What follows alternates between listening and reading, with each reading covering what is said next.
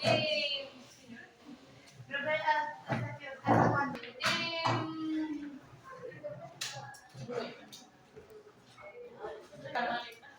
Bueno, entonces, como les digo, ya nosotros estamos terminando todo el componente anatómico del cuerpo humano, ya terminamos con miembro superior y ya acabamos, es decir, que abordamos toda la anatomía del cuerpo humano. Ya hablamos de los niveles de amputación, de las técnicas quirúrgicas para cada uno de los niveles de amputación del miembro inferior y hablamos de amputación transfemoral y evaluación clínica de amputación transfemoral. ¿Listo? Nosotros enfatizamos en transtibiales y transfemorales por el volumen de usuarios que llegan con esos niveles de amputación versus otros niveles que no son tan frecuentes, como parciales de pie o desarticulaciones de cadera, que si bien sí hay, sí se ven, se protetizan, pues no son un gran número. ¿Listo? Vamos a hablar un poco sobre algunas patologías que ustedes pueden tener acceso en sus lugares de práctica. No son patologías muy frecuentes, algunas, otras sí. Todavía nos falta ver accidente cerebrovascular, que sí es muy frecuente. Todavía nos falta ver distrofias, que no son muy frecuentes. Nos falta ver displasia de cadera, pie equinovar congénito y método de Ponseti, que si bien ustedes no lo desarrollan,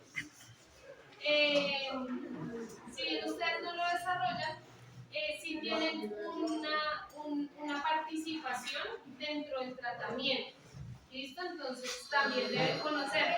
Hoy vamos a hablar del Lecpertes, que es una patología corta, pequeña, sencilla, que requiere o se trata con elementos ortésicos. Ahorita ustedes lo van a ver.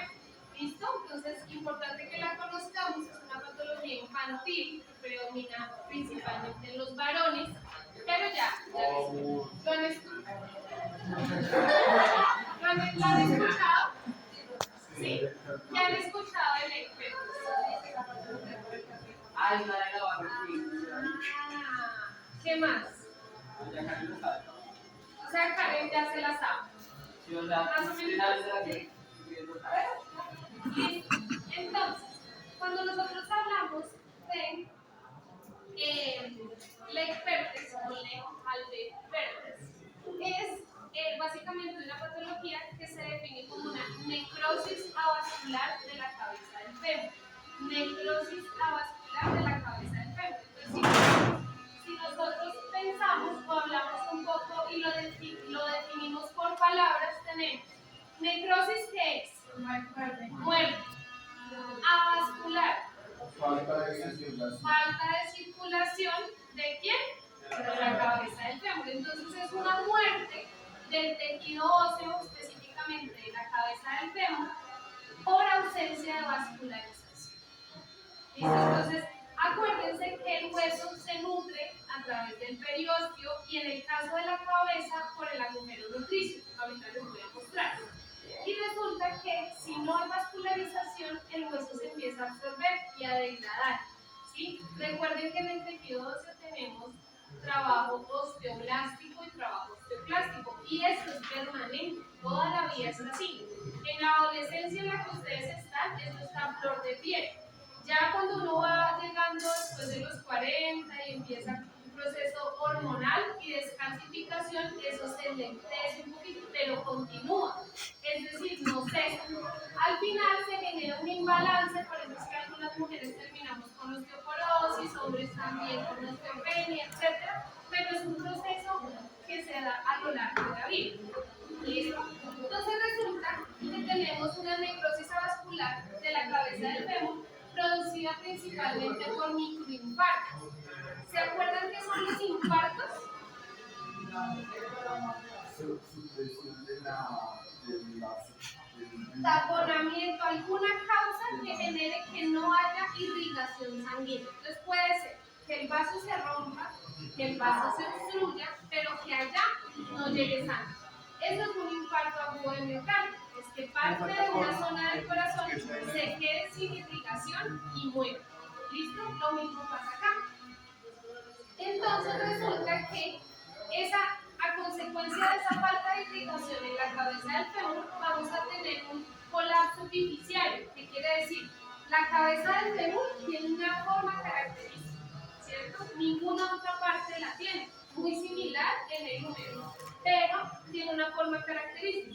Entonces, si este hueso se va degradando, esta epífisis pierde forma.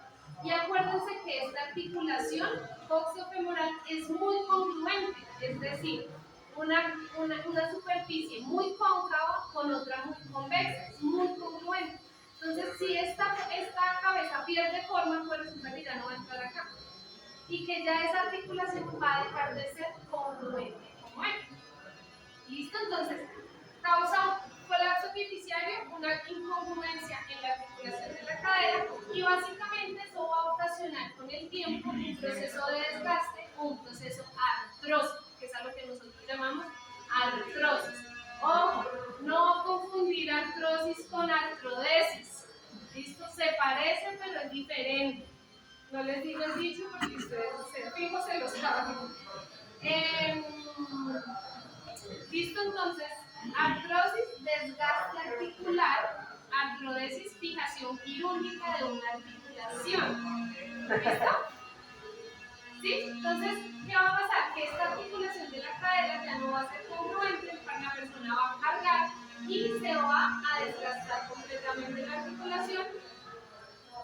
Chao. Listo. Epidemiológicamente hablando, le dan a uno de cada 10.000 niños. Es una patología poco frecuente, pero se da. Afecta de relación 5:1 hombres versus mujeres, es decir, que por cada mujer hay 5 niños que la han padecido. ¿Listo? Principalmente afecta a los varoncitos, aunque las mujeres también la pueden padecer. Generalmente es unilateral, es decir, que afecta solo una de las dos caderas.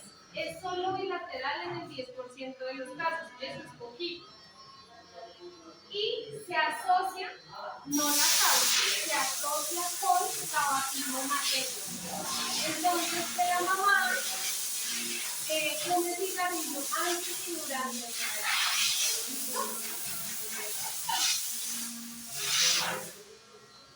de biología, pues hay varios, digamos que... Profe, cuando pues hay madres que fuman pues toda su vida, pero se enteran que están en cinta, inmediatamente dicen, no, yo voy a proteger y demás, y cortan de raíz el fumar mientras están en estado de embarazo. ¿Ahí reduciría el riesgo o es igual? Lo que sucede, Ever, es que el cigarrillo a largo plazo causa problemas vasculares irreversibles, no solamente a nivel pulmonar, ¿cierto? La función pulmonar y el daño pulmonar es irreversible.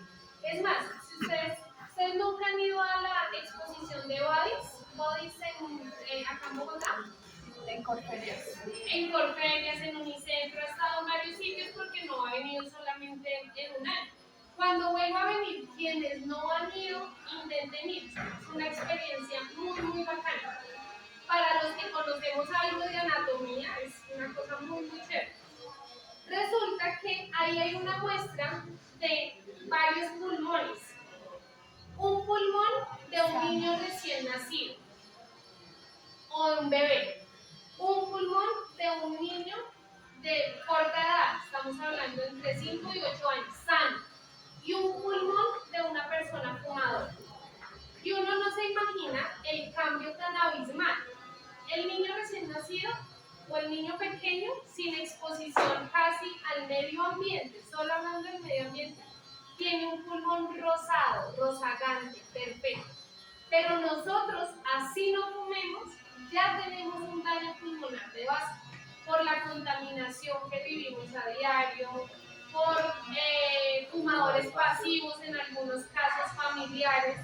Ya el pulmón no está bien, o sea, de base nuestros pulmones ya tienen una preexistencia. Y a eso sumado a una persona fumadora, o sea, es absurdo, o sea, verlo es impactante. ¿A qué voy? El daño pulmonar es uno solo.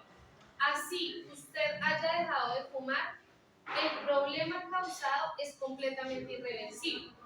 Pero además de los problemas pulmonares pulmonares asociados está el problema de irrigación o de vascularización. Resulta que los vasos sanguíneos de las personas fumadoras pierden la posibilidad de contraerse y dilatarse, es decir, de hacer vasoconstricción o vasodilatación.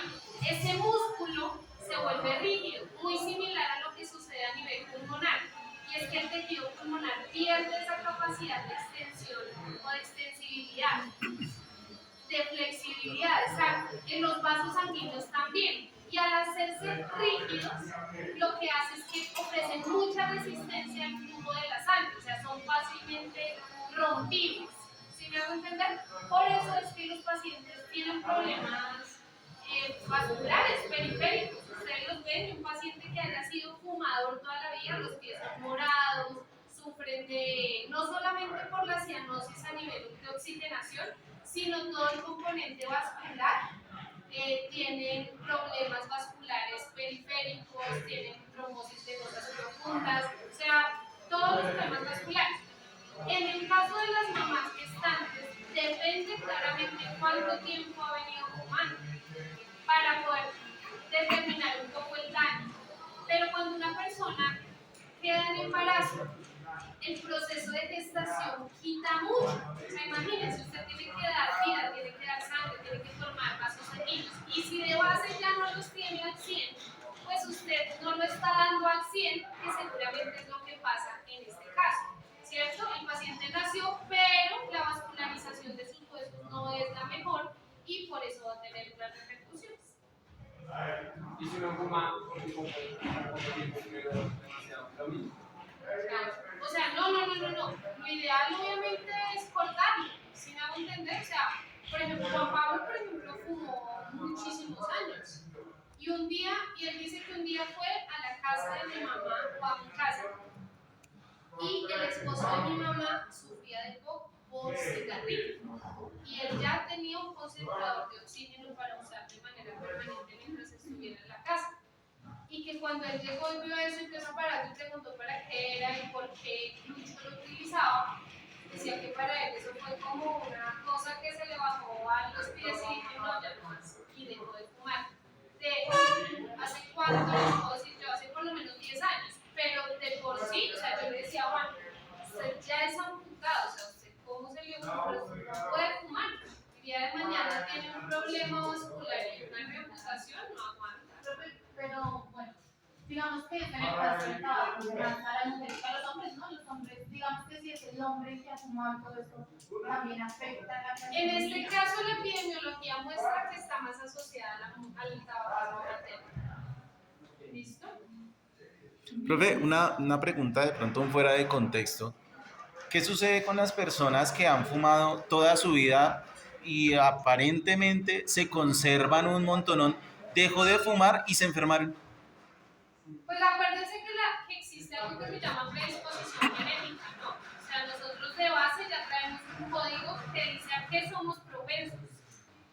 Pero le pasa también a la mamá de una amiga. Ha fumado toda la vida, la señora Esperanza fuma y fuma y fuma. Ella tiene una tosecita ahí, pero... Y un día ella me dijo, no, yo voy a hacerle exámenes a mi mamá, es que ya lo más necesito que ella vea que está mal para que ella no fumar. Mal, nosotros. Le hicieron espirometrías, pruebas de esfuerzo, la linda, funciona. Y me decía, venga, ¿por qué?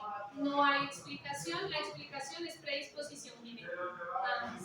Porque hay personas que son expuestas al mismo químico y esta se hace la enfermedad y esta no. Miremos el COVID nuevamente, porque hay personas que de frente al COVID hicieron así la enfermedad, no la hicieron pero poquito, etc. Predisposición genética, no más. ¿Listo? Bueno, entonces... ¿Será asintomatología efectiva? No sería sintomatología, estaríamos hablando de etiología. ¿Listo? Por ejemplo, hay patologías de origen genético como las distrofias, que son, o por ejemplo, la hemofilia. Y es que es algo que usted ya viene en sus genes, usted la padece. O por lo menos se acuerdan lo que hizo Angelina Jolie, que se se mandó a hacer un examen genético y ella tenía que del sea de mamá y se mandó a quitar los senos porque en su código decía que podía presentar. No lo había presentado, pero lo podía presentar. ¿Listo? Bueno, tenemos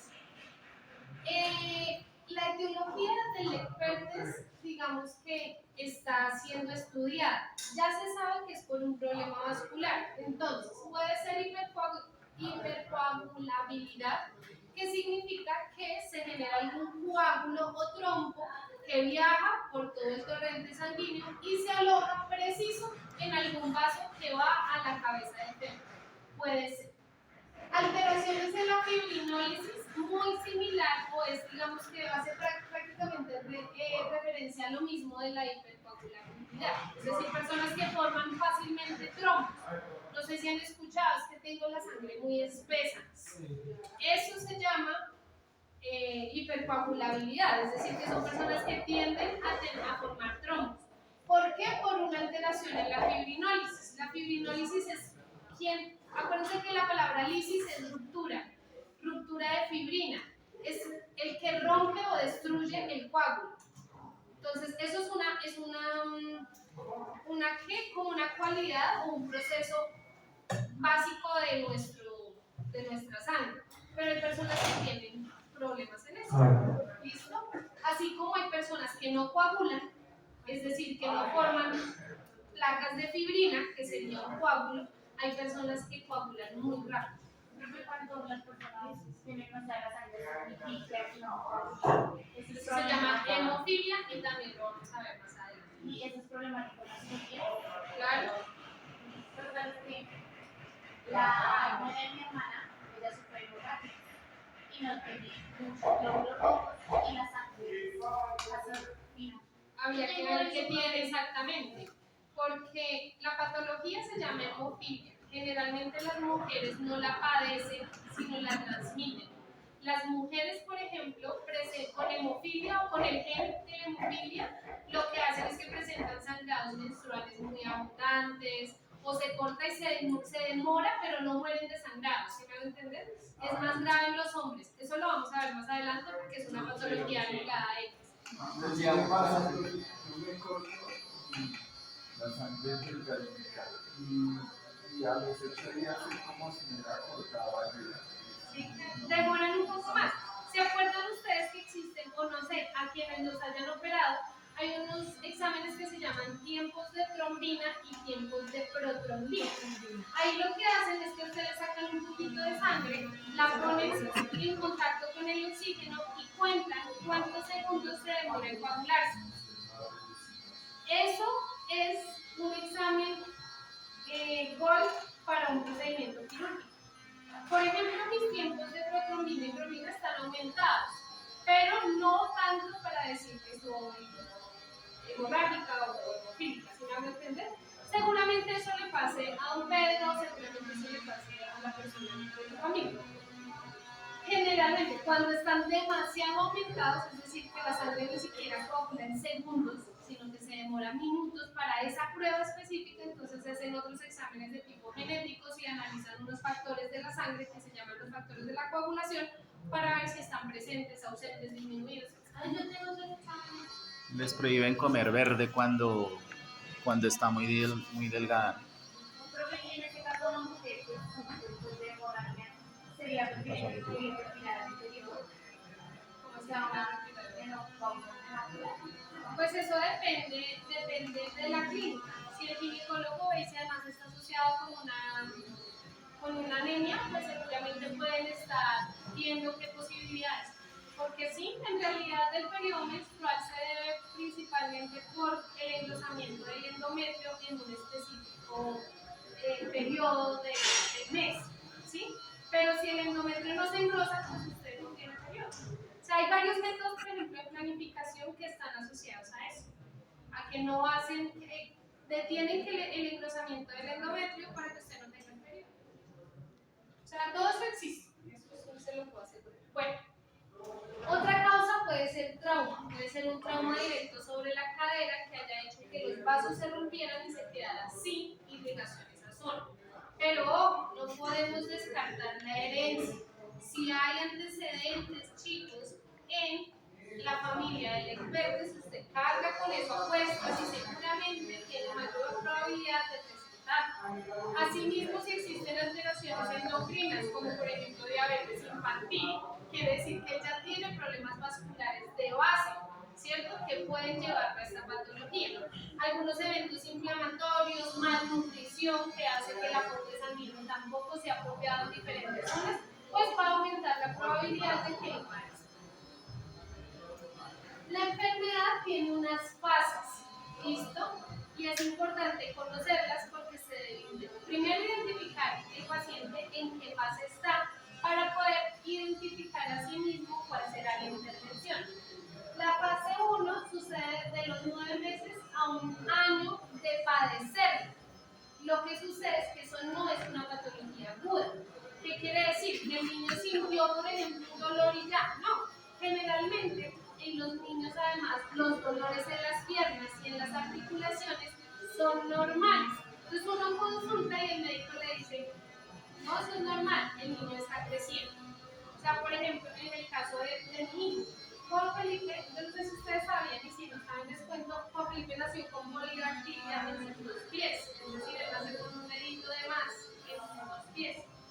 Y además nació no solamente con el dedito, sino con un metatarso adicional en cada uno de los 2 pies. Al año de edad lo operaron, al año, porque antes no se podía porque sus huesos eran cartilaginosos, ni siquiera se veían en la radiografía que tanto era el huesito. Resulta que lo operaron al año, le quitaron el dedito que le sobraba y quitaron los metatarsos que en teoría también le sobraban. Pues resulta que al año que hicimos control de Juan Felipe continúa con los metatarsos, seguro porque se dejó algún tipo de remanente óseo y el dolor sigue con los metatarsos. Obviamente es más delgado que los demás, pero ahí está. Eso hace que el pie de Juan Felipe sea más ancho y Juan Felipe se queja de los dolores de los pies. Entonces yo volví otra vez donde el ortopedista y le dije, venga, el chino se queja de dolores de los pies, no sé qué, y él me dice, Lina, no lo vamos a operar más. Ya va a quedar así, el niño no vale la pena hacer una cirugía, y yo, pero es que le duele. Y él me dijo, no hay cómo demostrar que el dolor venga de ahí, porque el dolor en los niños, en los pies, en las piernas, en las rodillas y en todas las extremidades es normal por el crecimiento. Entonces, yo no tengo cómo demostrar que el dolor es de ahí para volverlo a operar. No. Bueno, como yo soy bien jodona, me fui para otro ortopedista y dije, pues necesito otro consejo. Y me fui para donde el doctor Roseli, que es tremenda eminencia en ortopedia. Y llegué allá otra vez con mi chinito y él volvió y tal, lo examiné y me dijo, pues ya que yo estoy de acuerdo con Carlos, o sea, nada que hacer, al niño no lo vamos a volver a operar. ¿Qué tiene los pies más anchos? Cómprele sketchers, váyase a ver, no sé a dónde encuentren y cómprele zapatos, eso no pasa nada. Es más, mirémonos los pies todos. Hay gente que tiene los pies anchos y no tiene un metatarso adicional.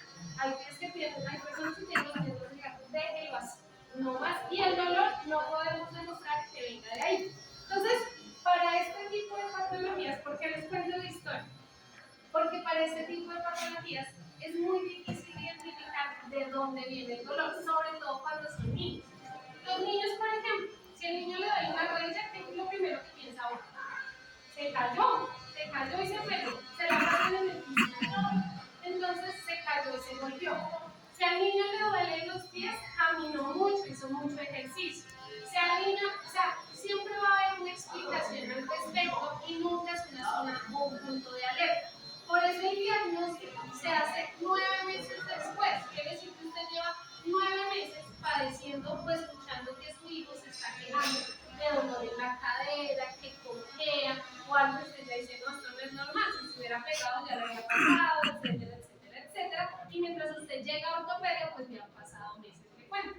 ¿Cierto? Entonces, la primera fase va a darse de 9 meses a un año y básicamente se diagnostica porque existe una sinovitis en la articulación. Cuando yo hablo de la sinovitis, hablo de inflamación articular. ¿Listo? ¿Cómo se diagnostica? Con una radiografía y con otros exámenes que se pueden realizar. Y esa radiografía ya empieza a mostrar necrosis en la epífisis femoral, es decir, en la cabeza del fémur. ¿Cómo la diagnostican? Un aumento en el espacio entre el fondo del acetábulo, quiere decir que la cabeza del fémur ya no llega hasta allá, porque ya se está reabsorbiendo. Y hay un aumento en la radioopacidad de la epífisis. Cuando yo hablo de radioopaco y radiolúcido, es un término bien importante que lo vamos a ver en fracturas sobre todo. Pero, bueno, de la densidad del hueso. Resulta que los huesos en la radiografía se ven blancos, se tienen que ver radiolúcidos, se tienen que ver blancos porque ellos captan la radiación. Si la radiación no es captada por el hueso, sino que sigue derecho, quiere decir que no tiene suficiente mineral o la densidad para captar esa radiación y se ve oscuro. Entonces, por ejemplo, ustedes ven que en una radiografía del corazón se ve oscuro, porque no es macizo, no tiene calcio o no tiene esos minerales que tiene el hueso para captar esa radiación, por eso no se ve apenas una silueta. Pero si ustedes ven el esternón, las costillas, la pelvis, se ven blancos, que son radiolúcidos. Radiolúcido lo blanco, radioopaco lo negro, lo oscuro. ¿Listo? Un hueso siempre se debe ver radiolúcido. Si se ve radioopaco es porque está coco por dentro. Y si está coco por dentro, está infectado, está lleno de pus, sustancias que no pueden captar la radiación. ¿Listo? Entonces, importante eso. Dos términos importantes, radioopacidad y radiolucidad en radiografías. ¿Listo? Entonces, acá como ya hay necrosis, quiere decir que el hueso se está muriendo, pues ya no tiene con qué captar la radiación, luego se va a ver radioopaco, o sea, negro. En la fase 2 se da después de un año. ¿Qué va a pasar en esa fase? Pues resulta que acuérdense que el hueso es un tejido muy inteligente y va a decir, oiga, sí se murió un pedazo de hueso, pero acá nosotros tenemos células que pueden hacer que el hueso se restituya. Entonces empiezan a mandar osteoblastos a formar hueso. ¿Listo? Porque el hueso sí sana, el hueso sí cicatriza, ¿sí? Entonces resulta que en la fase número 2, antes de que esos osteoblastos empiecen a formar hueso, los osteoblastos empiezan a comer el hueso dañado. Se empiezan a reabsorber los osteoclastos, lo reabsorben, dice esto ya murió, chao, chao, chao, chao, y empiezan a reabsorber ese hueso que ya se dañó. ¿Cuál es el problema? Que esa reabsorción es irregular, porque no hay como un molde, ellos empiezan a comerse el hueso dañado y realizan una absorción irregular. Se empieza a formar hueso igual de manera irregular sin dejar la misma forma, o sea, no queda con esa forma. Empieza a absorberse el hueso malo, a formarse hueso nuevo, pero sin el molde. Una hipoplasia de nada. Sí, empieza a formar y a formar y a formar en aras de cicatrizar el hueso, pero perdiendo la forma anatómica. Entonces, cuando en la radiografía básicamente se va a ver una fractura, o sea, un hueso fracturado, dañado, comido, ¿cierto? En la cabeza del fémur, principalmente. Ahorita igual vamos a ver. En la fase número 3 se produce de 3 a 5 años. Ustedes miren todo el tiempo que lleva el proceso. Como les digo, no es una patología aguda. De 3 a 5 años. Y aquí vamos a tener que ya hay una maduración del hueso. Ese hueso que se puso ahí se empieza a volver más duro, más compacto. Y se produce algo que se llama una cicatrización o una reosificación. Y es que ese hueso empieza a tener nuevamente propiedades óseas, propiedades de dureza. ¿Sí? ¿Qué vamos a ver en la radiografía? Que la densidad ósea de la cabeza del fémur empieza a ser similar a la de otra zona. Quiere decir que ya se mineralizó, se puso duro, se puso grueso, se puso fuerte, mineralizado. La fase 4, básicamente, ya vamos a tener la última fase de la patología, que es un tipo de hueso maduro, pero con un potencial de remodelación mínimo. ¿Qué quiere decir? Que ese hueso ya vamos a acabar. Creo que es que está en coordinación haciendo yo las clases que tenemos problemas para registrarnos. No, pero pues igual ya vamos a acabar. Listo, entonces en el hueso, en este hueso que ya es maduro, es duro, pues ya no tiene posibilidad de remodelación. Es como cuando la fractura consolidó torcida. Enderezarla ya no se puede, ¿cierto? Ya no puede. ¿Por qué? Porque en esta fase, que es después de 3 y 4 años, pues digamos que intervenir esa angulación es imposible. En este caso, entonces ya vamos a ver, son secuelas y son niveles o angulaciones en la cadera que se llaman coxas magnas o coxas valgas. Ya eso lo vamos a ver un poco más adelante.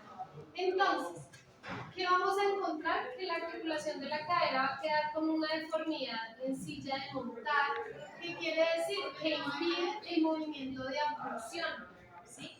Entonces, aquí quedó puesta la cadera, pero no va a deslizar dentro del acetábulo porque el fémur o la cabeza del fémur ya no tiene esa forma esférica, ¿sí? ¿Qué hacía que yo podría hacer todo esto? Vamos a tener anquilosis y deformidades en flexión, aducción y rotación externa. Y su paciente va a terminar con la artrosis temprana de la cadera. Son pacientes que tienen limitación en la movilidad de la cadera, van a caminar diferente y van a artrosar o se va a desgastar esa articulación. Entonces el paciente va a terminar con una artrosis temprana, que es un reemplazo temprano de cadera. Normalmente las personas que tienen reemplazos de cadera llegan a ellos después de los 40, después de los 40, 50 y hasta 60 años. Pueden llegar con procesos artrósicos.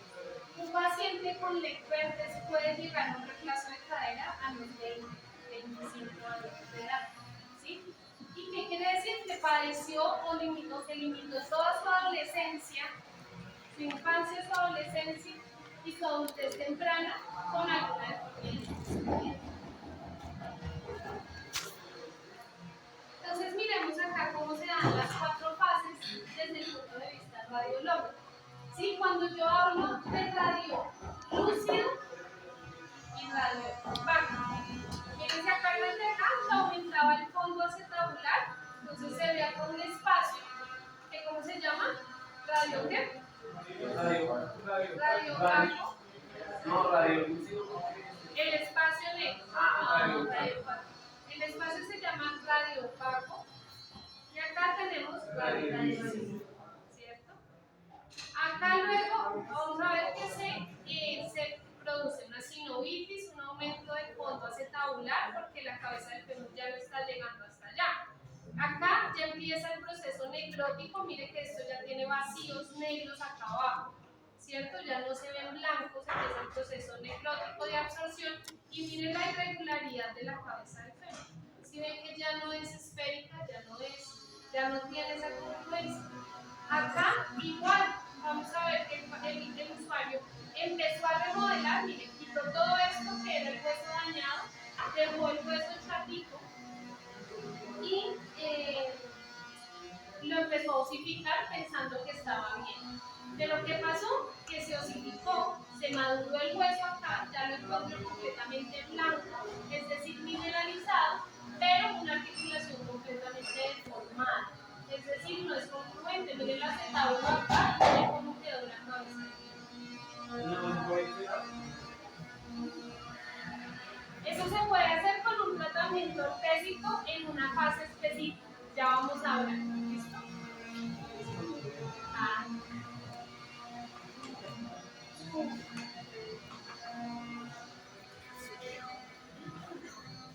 Bueno, tenemos entonces el diagnóstico. Generalmente se da, o sea, la clínica del paciente lo va a presentar entre los 5 y los 9 años, pero se puede presentar en un rango desde los 3 a los 17 años. ¿Listo? ¿Cómo se diagnostica? El paciente empieza a presentar un dolor inguinal en la ingle que es irradiado hacia la región anterior e interna del músculo y de la rodilla. Generalmente la familia lo asocia a algún trauma, ¿sí? Que era lo que yo les mencionaba. Un niño que le duele la cadera, el niño se cayó, se golpeó, de pronto se pegó con alguna cosa, El paciente empieza a presentar en el niño una cojera entálgica. Cuando yo hablo de la cojera entálgica, es una cojera donde yo me apoyo por dolor, ¿sí? Entonces, Y vamos a empezar a encontrar una insuficiencia del glúteo medio para la abducción de la cadera. Como es el movimiento que más se limita, entonces pedirle al paciente que haga abducción, pues hace que el glúteo medio pierda fuerza además y pues que el paciente sienta mucho dolor a la abducción de la cadera. En el examen físico, entonces vamos a confirmar eso, que la abducción de la cadera y la rotación interna pues estén disminuidas.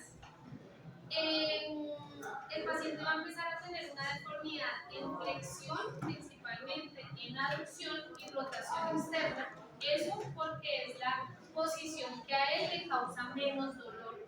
¿Listo? Vamos a ver que el paciente tiene una atrofia de cuádriceps muy marcada, ¿sí? Y afecta también la longitud de la extremidad, puede hacerla más corta, entre 1 y 2.5 centímetros. ¿Listo? El diagnóstico se puede hacer con una radiografía simple, una radiografía de cadera, y ahí se puede diagnosticar. Sin embargo, las radiografías tienen el problema que no permiten ver el cartílago, es decir, el grado de artrosis, el grado de desgaste articular. Puede mostrarme cómo está la cabeza del fémur, en qué fase va, sí, pero no me puede mostrar el grado de artrosis de la cadera, es decir, el grado de desgaste. Por eso se utiliza otro tipo de exámenes también. Entonces, la gamografía ósea también permite localizar el punto donde está la necrosis, donde está el daño del hueso.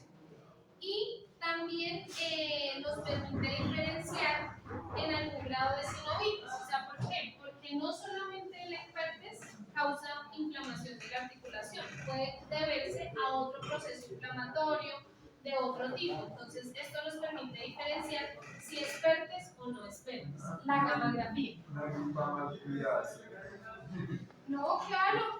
O incluso un absceso, por ejemplo, para personas que hacen abscesos o los famosos nacidos, cerca pueden tener adicional osteomielitis o sinovitis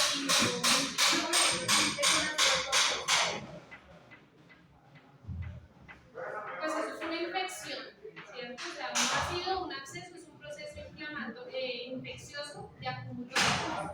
Generalmente se puede dar algo pulsátil, haya entrado por ahí algún tipo de germen, porque Lo que pasa es que yo soy propensa a eso y cada vez que reviento me da fiebre. sí, claro, porque eso es infeccioso y la fiebre es un signo de infección.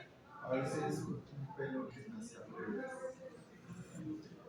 O sea, que cambie el salto. Sí, que Sí. Sí, sí, sí. Sí. ¿Listo? Otro método de diagnóstico es la resonancia magnética nuclear. En esta resonancia, que son exámenes más detallados, sí podemos ver cómo está el cartílago, qué tanto cartílago se perdió dentro de ese proceso de reabsorción y remodelación. Podemos también pensar o podemos ver qué tanto cartílago está cubriendo lo que queda la articulación para ver si es viable el tratamiento conservador o si tiene que irse de una a un tratamiento quirúrgico. ¿Listo? Entonces, la resonancia magnética nuclear sí nos permite identificar en qué fase específica está, qué tan comprometida está la articulación para poder determinar cuál es el manejo. También realizar una artrografía. La artrografía es entrar con una camarita a la articulación. Eso lo hacen fácilmente en rodilla, ¿cierto? Que es parecido como una artroscopia. Y es abrir, meter una camarita, una sonda y mirar cómo está el menisco, cómo están los ligamentos, etc. En este caso, pues nos permitiría observar en dinámica, ¿cierto?, cómo está la articulación, si nos permite o no rangos de movimiento y qué pasa allá adentro. Y es un método de diagnóstico y de intervención, porque también lo pueden llevar a cabo mientras están haciendo la cirugía, que es el tratamiento más invasivo. El pronóstico de la patología. Si el paciente padece del herpes menor a los 6 años de edad, el pronóstico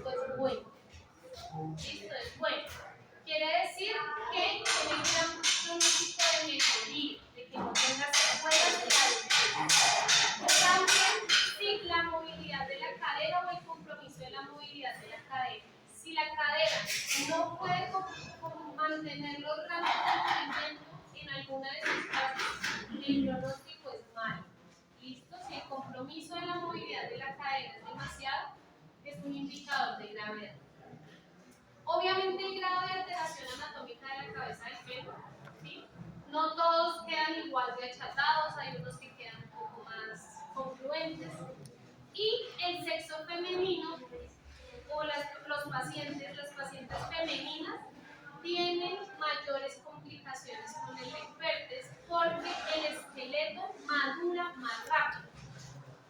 Entonces no es mentira que dicen que las mujeres maduran más rápido que los hombres. Vean, les estoy mostrando que es verdad. Desde el punto de vista fisiológico, las mujeres maduramos mucho más rápido que los hombres. No, la madurez esquelética de las mujeres será más temprana. Entonces, por eso es que al principio ustedes ven que las mujeres somos muy altas con relación a los chicos.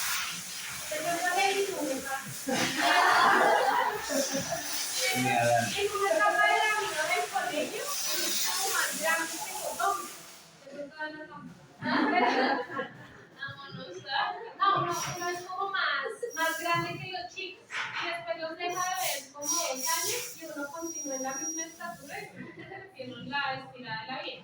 ¿Por qué? Porque nuestro esqueleto madura antes que de hecho. Se demoran un poco más y por eso pueden crecer. ¿Listo? No maduramos. Tratamiento. No existe tratamiento que detenga el curso de la enfermedad. Sí o sí se van a dar esas 4 fases. Nada que hacer. ¿Listo? El tratamiento lo que va a hacer es tratar de que la cabeza del fémur se deforme lo menos posible. ¿Listo? Esa va a ser la búsqueda del tratamiento conservador. Es decir, que se mantenga lo más estética posible, que sea lo más congruente posible con el acetábulo, etc. ¿Cómo se puede lograr eso? Podemos tener tratamiento quirúrgico o tratamiento no quirúrgico. ¿Listo? El tratamiento no quirúrgico, vamos a tener fisioterapia, es decir, tenemos que mantener los rangos de movilidad articular de esa cadera, uso de yeso o aparatos ortésicos. Ya casi el yeso no se utiliza de pronto después de la cirugía, si se hace cirugía. Pero en el tratamiento conservador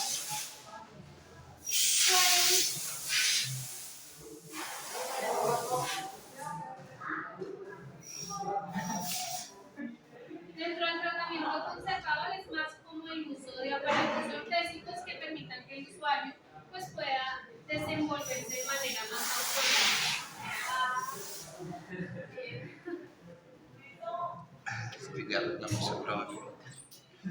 Listo. Entonces, fisioterapia, ¿qué va a hacer? Va a mantener los rangos de movilidad articular, mejorarlos si se puede, va a disminuir el dolor y va a evitar la atrofia de los músculos periarticulares. Las órtesis y los yesos, básicamente lo que buscan es meter la cabeza del fémur dentro del acetábulo y mantenerla ahí en todas sus fases de reabsorción y de remodelación. ¿Por qué? Es como si la pusiera en un molde. Le dijera, mire, todo lo que usted vaya a hacer en la cabeza del fémur, háganlo en este molde. ¿Para qué? Para que cuando a la final termine su proceso en su 4ª fase, el fémur quede congruente con el acetábulo. Ese es como el objetivo clave de la intervención ortésica.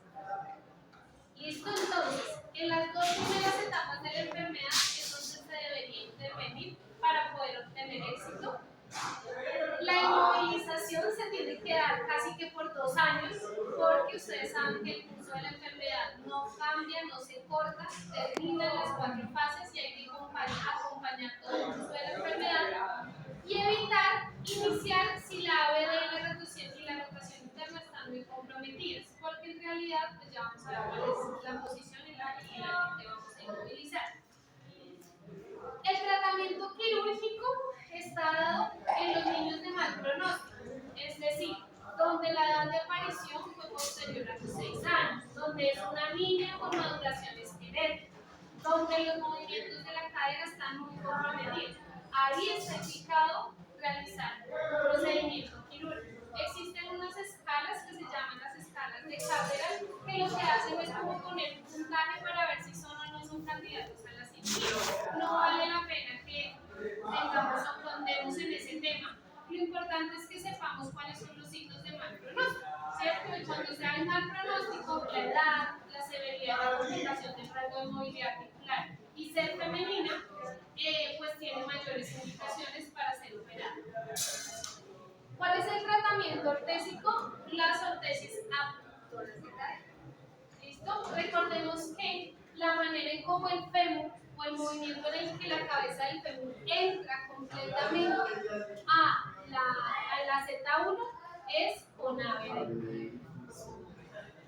de inflexión. Por eso es que las fémulas de Milgram se hacen con esa posición. Es algo muy parecido. En este caso, el acetábulo en los pacientes o en los niños que tienen displasia no se formó muy bien de manera cóncava, está muy plano. Entonces, ¿qué hacen? Ponen el fémur y dicen, ojo que acá tienen que abrir. Y por eso, por estímulo, se forma ese acetábulo. Acá es al revés, el acetábulo está muy bien formado, pero la cabeza del fémur se nos puede descargar, la metemos ahí para que se forme con molde. ¿Listo? Entonces, en el brace abductor de cadera podemos mantener la abducción mantenida. De esta manera, mayor estímulo o más ingresa la cabeza del fémur al acetábulo y podemos mantener ese molde. En algunas ocasiones se combina con flexión, pero para estos casos específicos se recomienda la abducción solamente, pero mantenida, para poder garantizarle al usuario desplazamiento, que es un paciente con flexión y ave de cadera, pues no lo va a hacer. Abducción y lo hace lateral para que la abducción sea real. Sí. Y con un toquecito de extensión para que no llegue a la extensión total, sino que mantenga la flexión ligera. Pues hay muchos, digamos que depende de la edad también, ¿no? Porque pues entre más grandes, pues ellos van a querer moverse más, es difícil de todos modos realizar la inmovilización. Pero el brace busca eso, busca abducir la cadera. Acuérdense que generalmente es unilateral, ¿no? El vértice, ¿sí? Generalmente. Lo que dice don Pedro se puede intervenir del otro lado y se puede graduar el grado de abducción que nosotros queramos dar, generalmente en estas zonas. El tratamiento así más antiguo del vértice será la correcta la cinturón.